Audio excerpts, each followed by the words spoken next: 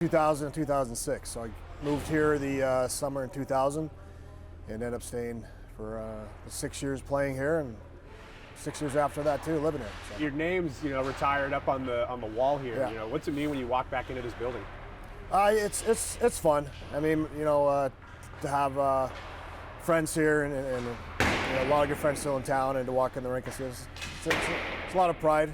Obviously in the program, when you play for the organization 6 years and you help bring a championship here, I mean, it's obviously, that was the the feather in the cap. Just don't expect it, but when they came calling, obviously ecstatic, and a lot of pride goes into playing here for sure. That was rewarding for sure. That was, as an athlete, you want to help be part of that change, and to do it here, bring the first pro championship to Boise was special, and the group of guys we had was special. The staff here was great, and it was an amazing run.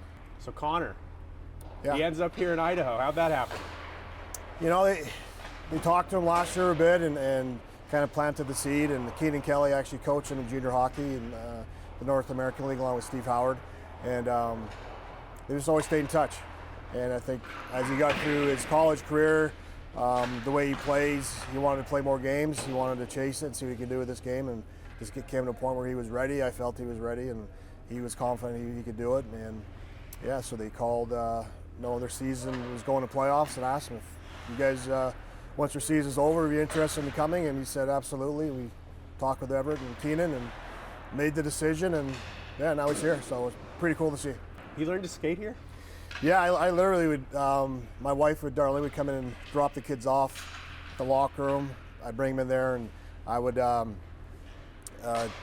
get their skates on. I'd throw them over the boards, close the gate, and off they would go. And I'd come back in half hour, 45 minutes. I'd, finish bike ride or a little workout and come back out, and hopefully they weren't fighting, but sometimes they were. But they literally, this is where they put their skates on when they were, they moved here. Connor was a newborn and Luke wasn't even born yet. So your dad was telling us you learned to skate on the rink behind us. Do you remember that?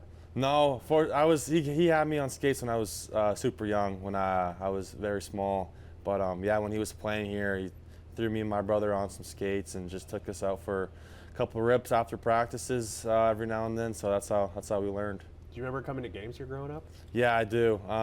I just remember my dad towards the tail end of his career playing for the junior Steelheads. I'd come with my buddies a lot, watch the games, do fundraisers with that program. So yeah, it was always a good time coming to the Steelhead games. What was that like on Wednesday night, seeing him skate out with your family name on the back of his jersey? It was great, just the support, coming into it with my wife and his brother, the support. Connor wasn't easy for him to get her. A lot of hard work, a lot of tough moments for him as a player. He really had to grind to get where he is.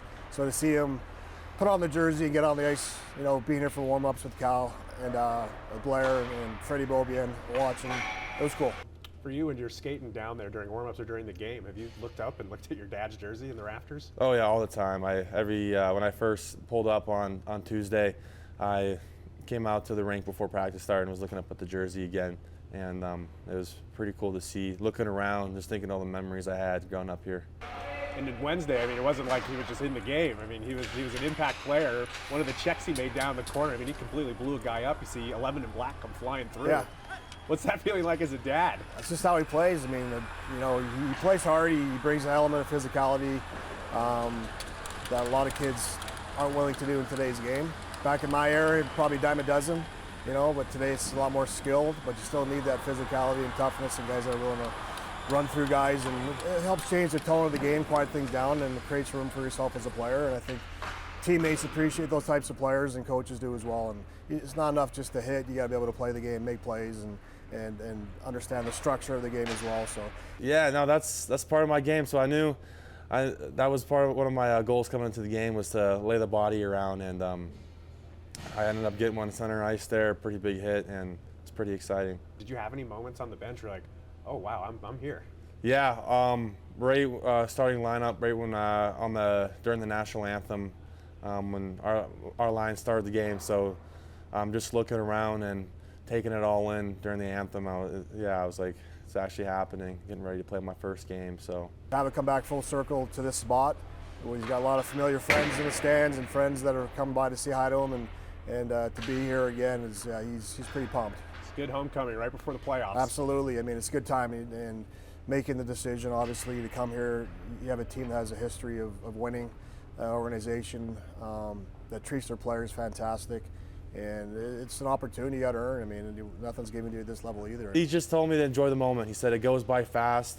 He said it's a great city. You're going to love playing here, so just enjoy it while you can.